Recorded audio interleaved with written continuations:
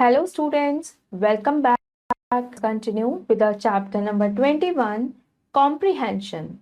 So let's start the chapter. Chapter number 21, Comprehension. Comprehension is the way of finding the answers of some questions from the given passage with understanding. Comprehension का मतलब होता है कि हमें एक passage given होता है, एक पैराग्राफ होता है, उसमें से आपको कुछ क्वेश्चंस का आंसर ढूंढ कर निकालना होता है. Before starting the answer of the question, one should study the given paragraph 2 or 3 times carefully and point out some dates, places and happenings in the passage.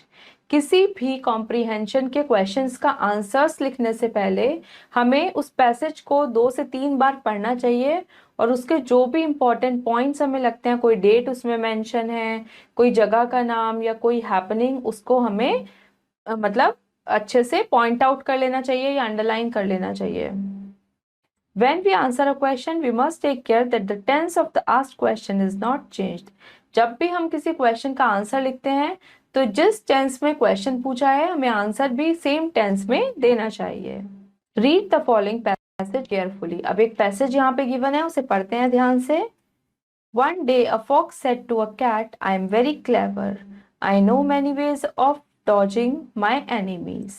The cat smiled and said, I know only one way. Just then they heard dogs barking and saw Hunter coming. The cat climbed a tree and hid in its branches. The fox began to think, what should she do to escape? She could not make up his mind. It was now too late. The dogs and the hunter caught the fox and killed him. तो यहाँ पर एक passage given है. अब इससे related यहाँ पर कुछ क्वेश्चंस पूछे गए हैं, उनको देखते हैं. Question answer. Question 1, what did the fox say to the cat. Fox ने कैट से क्या कहा था. The fox said to the cat that she knew many ways of dodging his enemies. तो यही कही थी उसने लाइन और ये एज इट इज लाइन हमें इस पैराग्राफ से मिल गई. Second question, the cat smiles to hear the fox because. Cat fox की बात सुनकर कैट ने क्यों स्माइल किया था. A, what the fox said was funny. जो फॉक्स ने कहा वो फनी था. It knew the best way of escaping. The dogs were known to her. इसका करेक्ट आंसर है the cat smiles to hear the fox because it knew the best way of escaping. क्योंकि cat को और भी अच्छा तरीका आता था बचकर जाने का. Question 3, how did the cat escape. ये भी आपने अभी पैसेज में पढ़ा कि कैट कैसे बच गई. The cat was escaped by climbing a tree. पेड़ पर चढ़कर. Question number 4, why was the fox killed. Fox क्यों किल की गई. The fox was killed because it could not make up his mind quickly. क्योंकि वो जल्दी से डिसाइड नहीं कर पाई कि उसे क्या करना चाहिए. तो ये सारे के सारे आंसर्स आपको पैसेज से ही मिले हैं. एक और पैसेज गिवन है, passage 2. The Taj Mahal is a historical building. It is one of the 7 wonders of the world. It was built by Shah Jahan in the loving memory of his wife Mumtaz. It is made of white marble. It is situated on the bank of river Yamuna in Agra. Indians like to go Agra to see it. Even people from other countries come to see it. Question answers देखते हैं अब इसके.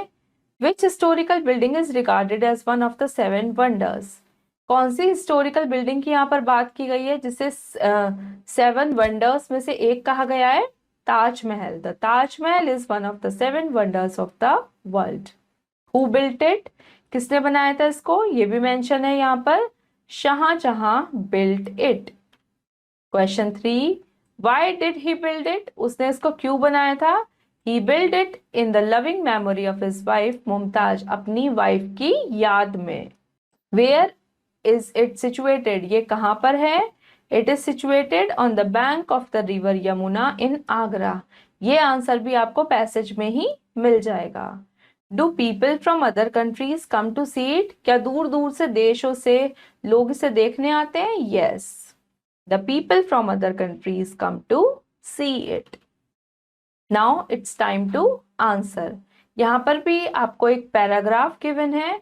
आपको इस paragraph को पढ़ना है और इन क्वेश्चंस के आंसर्स लिखने हैं. हमारा लास्ट चैप्टर 21 यहाँ फिनिश हो गया है. होपफुली स्टूडेंट्स आपको ये समझ आया होगा.